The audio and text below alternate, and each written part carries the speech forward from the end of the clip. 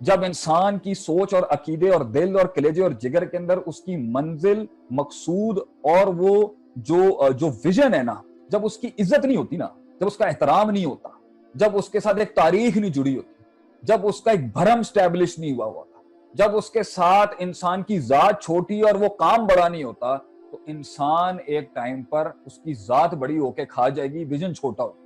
میں نے اکثر لوگوں کو ان کی زندگیوں میں ناکام ہوتے دیکھا، کام خراب کرتے دیکھا، یا بھاگتے ہوئے دیکھا، یا ہار مانتے ہوئے دیکھا۔ وجہ پتہ کیا تھی؟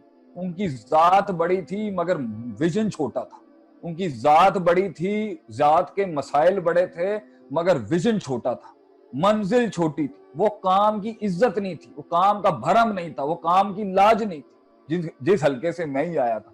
اتنی تکلیفیں تھیں اپنے ویژن کے اندر، اتنی ماریں، نہ لا شرقیت ولا غربیہ ہے سورہ نور کی آیت، کہ جو فطرت کا نور ہوتا ہے نا، وہ نہ مشرق کی طرف ایکسٹریمسٹ ہوتا ہے نہ مغرب کی طرف ایکسٹریمسٹ ہوتا ہے۔ تو اتنا تشدد اور افراط تفریط تھی، جس سے جا کے کوئی پازیٹیو بات کرے، ہر شخص آگے سے کہے یار تم نے شکل دیکھی اپنی، تم یہ کام کرو گے، کوئی اپریسیشن۔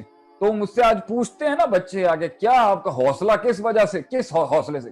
میں نے کہا بھائی ویژن بڑا تھا، اللہ بڑا تھا، یہ خدمت بڑی تھی، میری ذات چھوٹی تھی، لوگ بڑے تھے، اللہ کے لوگ بڑے تھے، اللہ کی یہ امت بڑی تھی نبی، ورنہ ذات بڑی ہوتی تو یہاں تو انسان جو ہے 2 سیکنڈوں میں تھپڑ مار دے کسی کو۔ یہ جملہ ہمارے خاندانوں میں عام بولا جاتا ہے، میں تمہارے باپ کا کھاتا ہوں کیا جو میں تمہاری بات سنوں آگے؟ کس کے لیے انسان اتنی مار کھاتا ہے؟ کس کے لیے انسان سر جھکا دیتا ہے وہاں پر کہ کوئی مسئلہ نہیں ہے یار، اس نے مجھے سنا دی ہے، چاہے یہ حاجی ہوں یا یہ عام زندگی ہو، کیوں کرتا ہے ان سے؟ یہ بردباری کیسے اپناتا ہے آدمی؟ عاجزی کیسے اپناتا ہے؟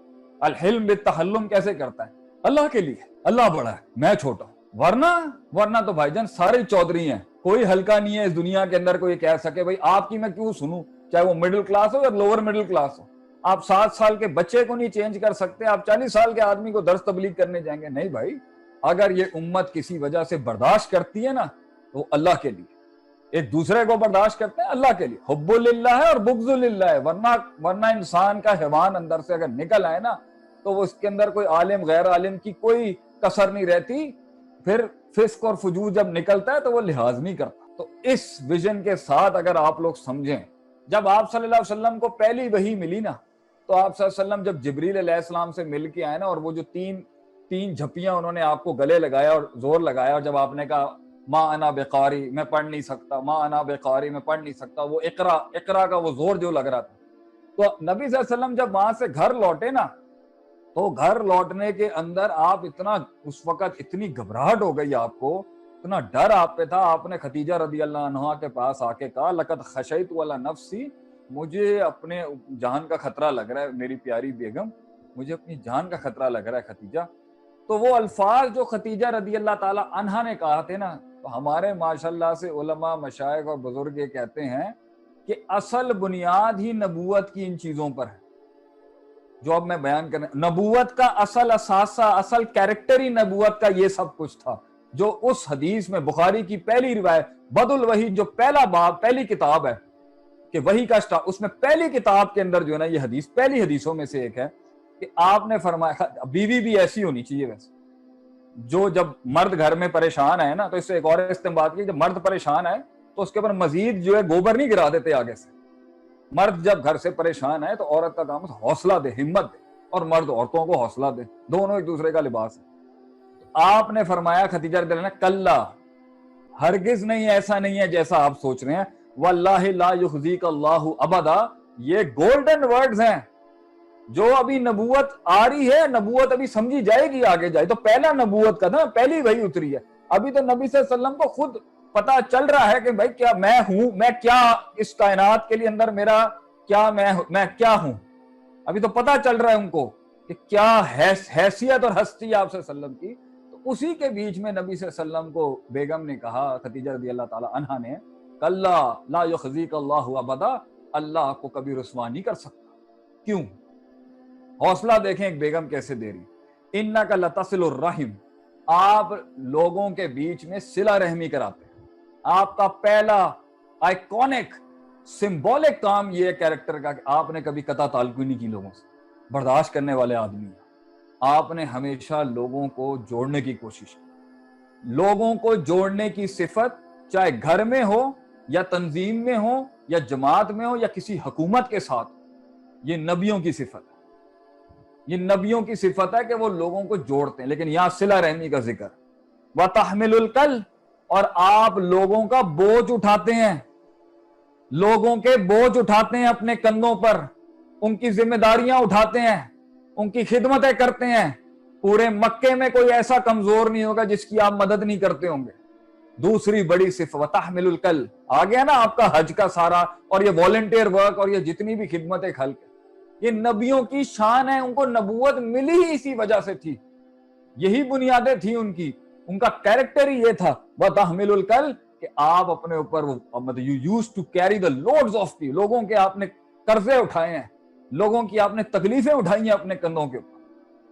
وَتَكْسِبُ الْمَعْدُومَ، اور اگر کوئی اپنے لیے کما نہیں سکتا، آپ نے اس کے لیے کما کے اس کو کما کے دیا. اللہ اکبر کبیرہ.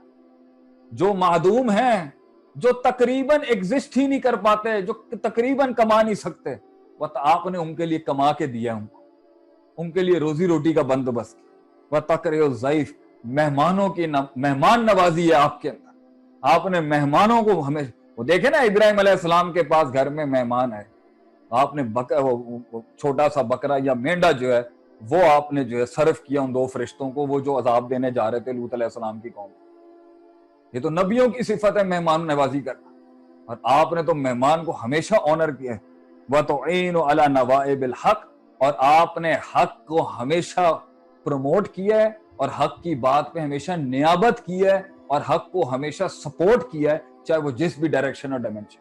یہ 5 چیزیں تھی آپ صلی اللہ علیہ وسلم، جس کے اس میں سے one of the major factors جو ان کی صفت عالیہ میں سے ایک تھی اور شرف اور ظرف تھا آپ صلی اللہ علیہ وسلم کا، وہ یہ تھا لوگوں کا بوجھ اٹھاتے تھے. بوجھ اٹھاتے تھے لوگوں. آپ جو یہ بوجھ اٹھانا لوگوں کا، یہ خدمت خلق بوجھ اٹھانا ہی ہے، اس کو آپ ہلکا لے رہے ہیں.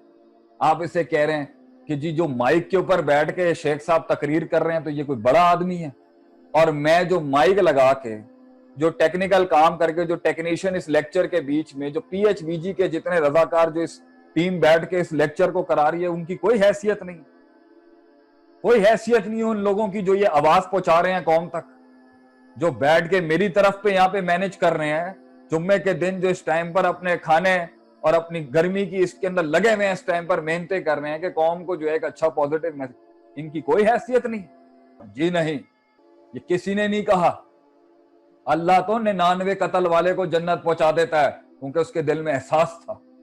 ہم تو کہتے، میرا تو دعویٰ یہ ہے کہ خدمت خلق کے چیمپئن تھے مسلمان. پورا قرآن حدیث پڑھا ہوا ہے ہیومینیٹیرین رائٹس کے اوپر. ہیومنزم کا دعویٰ کر دیا ان ویسٹرن کفاروں نے. میں آج مسلمانوں پر میرا غصہ اس بات کا ہے، ہم یہ کیوں کہتے ہیں کہ جی لبرلز کا کام ہے، صرف یہ لبرلز اور ارتقاء پسند اور جدیدیت والوں کا کام ہے جی عورتوں کے حقوق پر بات کرنا، مردوں کے حقوق پر بات کرنا. میں کہتا ہوں یہ مسلمان تھے، ہر چیز کا چیمپئن مسلمان تھا ایک ٹائم.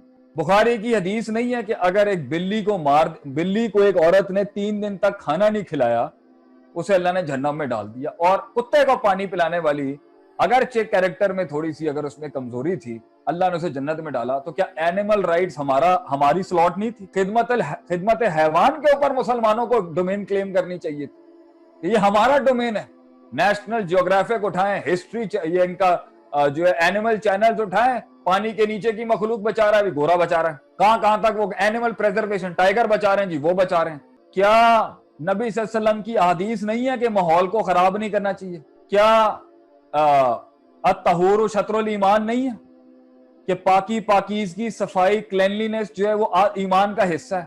یہ جراثیموں پہ ریسرچ، یہ کرونا جیسی چیزوں کی ریسرچ کیا مسلمانوں کا کام نہیں تھا؟ کیا یہ ہر ڈومین میں مسلمانوں میں کون سی حدیث نہیں ہے جس کے اوپر انسانیت اور غیر انسانوں کی خدمت کے اوپر جو ہے نبی صلی اللہ علیہ وسلم نے کیا یہ نہیں کہا کہ کسی ہڈی کو اگر پائے میں ملو تو اسے اٹھا کے سائیڈ میں رکھ دو، پڑی ہوئی ہڈیوں کے ساتھ کھیل کود نہیں کرنی چاہیے، یہ ہمارے بھائی جنوں کی خوراک ہوتی ہے، جن کی خوراک ہوتی ہے، اور گوبر کے ساتھ بھی نہیں کھیل کود کرنا چاہیے. کیونکہ یہ بھی ان سے جڑی بھی ایک منسلک چیز ہے. تو کیا یہاں تو انسان کیا، یہاں تو غیر انسانوں کے رائٹس ہیں ہمارے دین کے اندر. खिदमत खल्क की चैंपियनशिप तो हमारे पास थी। हर मकाम पे हमें आगे होना चाहिए और ब्रांड करना चाहिए अपने को, भाई हम इसलिए कर रहे हैं कि हमारे अल्लाह ने हमें कहा हुआ ये हमारे दीन का सबसे पावरफुल पैकेज जो है वो हमारी एथिकल मोरालिटी है। तो हम तो उम्मत ही, नेशन ही हम लोग बने हैं कि जो है वताअवनु अलल बिर्रि व तकवा, हम तो हैं ही बिर और तकवा और पॉजिटिविटी और नेकी के कामों के अंदर हमेशा ताउन करने वाले लोग। नबी सल्लल्लाहु अलैहि वसल्लम की हदीस नहीं है कि घर के अंदर अगर स्टू बनाओ कभी, the stew that is called ये सालन, तो क्योंकि धुएं उठेंगे, पकाते हुए धुएं इधर उधर जाएंगे, बराबर में हो सकता है कोई गरीब फकीर घर हो जिसके घर में फाका चल रहा हो, तो आप सल्लल्लाहु अलैहि वसल्लम ने क्या फरमाया, पानी डाल लो सालन में ताकि तुम ज्यादा लोगों को खिला सको, ऐसा ना हो तुम्हारा कहीं पड़ोसी बदगुमान हो जाए, यार ये कैसे लोग हैं यार, खुद तो खा रहे हैं हमें नहीं खिला रहे। और यहूदी आपके जो है पड़ोसी हुआ करते थे, तो आप ये आज हमें कहते हैं, ये आज हमें कहते हैं कि हमने खिदमत नहीं की। आज मुसलमानों पे ये ब्रांडिंग की जा रही है। अब हमने तो उस दौर के अंदर क्या क्या मामले नहीं संभाले, आप सोच नहीं सकते।